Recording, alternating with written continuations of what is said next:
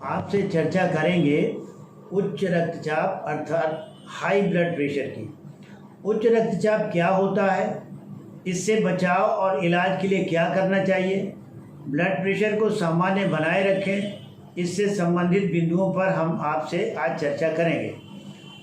आप जानते होंगे कि हृदय की धड़कन के साथ रक्त वाहिनियों में रक्त जाता है, जिससे रक्त वाहिनियों की सतह पर दबाव बनता है और यही दबाव ब्लड प्रेशर कहलाता है। ब्लड प्रेशर पूरे 24 घंटों में कुछ घटता बढ़ता रहता है, जिसे हम सर्केडियन चेंज कहते हैं। परंतु जब किसी व्यक्ति का ब्लड प्रेशर निरंतर बढ़ा हुआ रहता है, तब इसे उच्च रक्तचाप अर्थात हाइपरटेंशन कहा जाता है। उक्त रक्तचाप का प्रतिकूल प्रभाव हमारे स्वास्थ्य पर पड़ता है।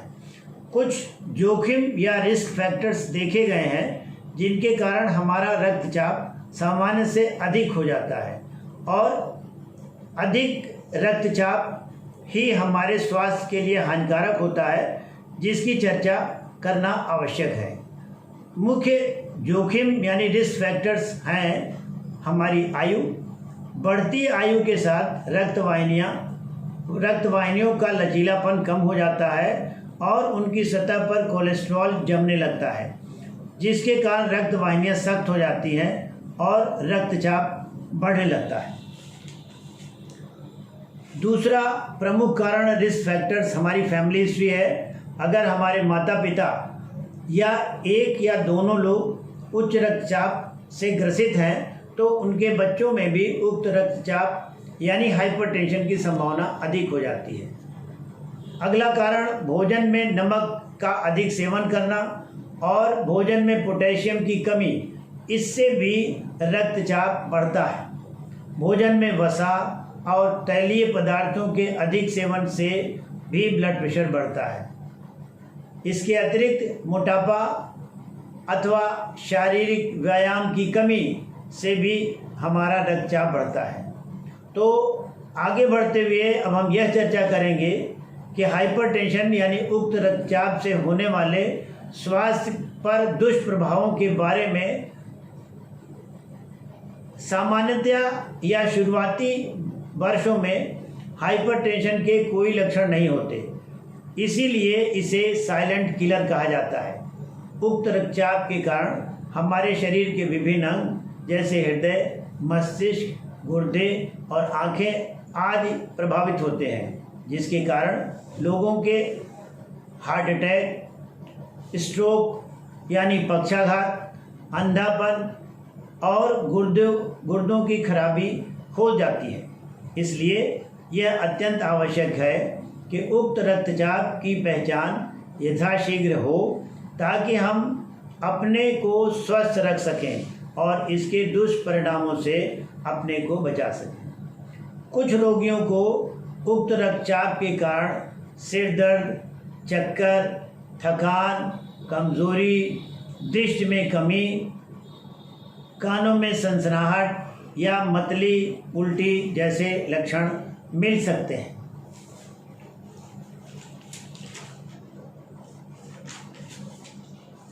उक्त रक्तचाप की पहचान के लिए हम जिस मशीन का प्रयोग करते हैं उसको स्फिग्मोमैनोमीटर कहते हैं। हम ब्लड प्रेशर की 2 रीडिंग लेते हैं। ऊपरी गिनती को सिस्टोलिक ब्लड प्रेशर कहा जाता है, जो हृदय के संकुचन यानी कॉन्ट्रैक्शन से उत्पन्न होता है। निचली गिनती को डायस्टोलिक ब्लड प्रेशर कहते हैं, जो रक्त वाहिनियों का सामान्य दबाव होता है। 120/80 120/80 के रक्तचाप को सामान्य रक्तचाप कहा गया है और 140/90 यानी 140/90 या इससे अधिक के ब्लड प्रेशर को उक्त रक्तचाप कहा जाता है। उपरोक्त दोनों रीडिंग्स यानी 120/80 और 140/90 दोनों के बीच की जो स्थिति होती है उसको प्री हाइपरटेंशन कहा जाता है। हाइपरटेंशन से बचाव के लिए इसके जोखिमों यानी रिस्क फैक्टर्स को नियंत्रित करना अत्यंत आवश्यक है। इसके लिए आवश्यक है कि हम स्वास्थ्यवर्धक जीवन शैली को अपनाएं और रिस्क फैक्टर्स को नियंत्रित करें। ये रिस्क फैक्टर्स क्या हैं? जैसे नियमित व्यायाम न करना, मोटापा, धूम्रपान अथवा तंबाकू के पदार्थों का सेवन, भोजन में नमक की अधिकता या सोडियम युक्त भोजन की अधिकता और पोटेशियम युक्त भोजन की कमी, मदिरा का सेवन, मानसिक तनाव और इन सब कारणों को देखते हुए यदि हम अपनी जीवन शैली से इनको नियंत्रित नहीं कर सकते तो हमें आवश्यक होगा कि अपने डॉक्टर की सलाह से नियमित दवाएं लें। अब ज़रा रिस्क फैक्टर्स के बारे में हम थोड़ा विस्तार में चर्चा करेंगे। सबसे पहले हमने आपसे कहा कि नियमित व्यायाम से हृदय व शरीर के अन्य मांसपेशियां मजबूत होती हैं, उनमें रक्त का संचार बेहतर होता है और ब्लड प्रेशर में कमी आती है। मोटापा को नियंत्रित करने में भी व्यायाम से बहुत लाभ होता है। व्यायाम के बारे में मैं यही कहूँगा कि हर व्यक्ति को प्रतिदिन कम से कम 30 से 45 मिनट तक व्यायाम करना चाहिए और अगर मॉडरेट एक्सरसाइज करता है, मॉडरेट इंटेंसिटी एक्सरसाइज, तो सप्ताह में कम से कम 150 मिनट की एक्सरसाइज होनी चाहिए।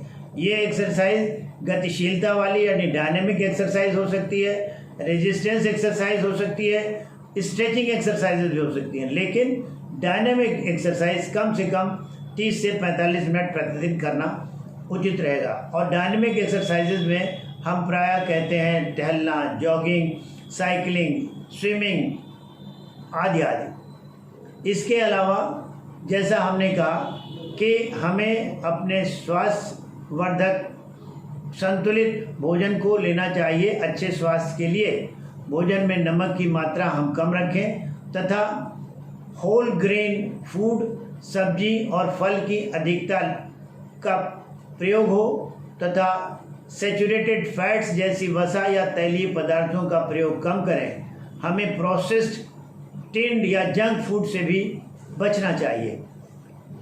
इसके अतिरिक्त मदिरा का सेवन हम या तो न करें या बहुत थोड़ी मात्रा में करें, क्योंकि यह भी ब्लड प्रेशर को बढ़ाता है और हमारे हृदय पर प्रतिकूल प्रभाव डालता है। जहाँ तक संभव हो मदिरा का सेवन न करें। तनाव से मुक्त रहना भी आवश्यक है, क्योंकि इससे भी हमारा आपका ब्लड प्रेशर बढ़ता है। तनाव से मुक्त रहने के लिए हम प्रयास करें, जिसके लिए मेडिटेशन यानी ध्यान, संगीत, walking, group discussion, group activities, विभिन्न प्रकार के खेल आदि सहायक हो सकते हैं। अगर इन हमारे रिस्क फैक्टर्स पे कंट्रोल करने से, नियंत्रित करने से हमें ब्लड प्रेशर में निश्चित रूप से कमी मिलेगी। फिर भी यदि आवश्यक है और हमारा रक्तचाप 140/90 से अधिक है तो हमें अपने डॉक्टर के द्वारा सुझाई गई दवाइयों का नियमित प्रयोग करना चाहिए। स्वस्थ शरीर से बेहतर और कुछ नहीं है। हमें स्वस्थ जीवन शैली अपनाकर अपने रक्तचाप को नियंत्रित करना चाहिए। रक्तचाप यानी ब्लड प्रेशर सामान्य रहने से हमारे हृदय, मस्तिष्क, गुर्दे और आँखों पर प्रतिकूल प्रभाव नहीं पड़ेगा और हमारे अंग स्वस्थ रहेंगे, हमारा शरीर स्वस्थ रहेगा तो हमारा जीवन यापन सुखद रहेगा। धन्यवाद।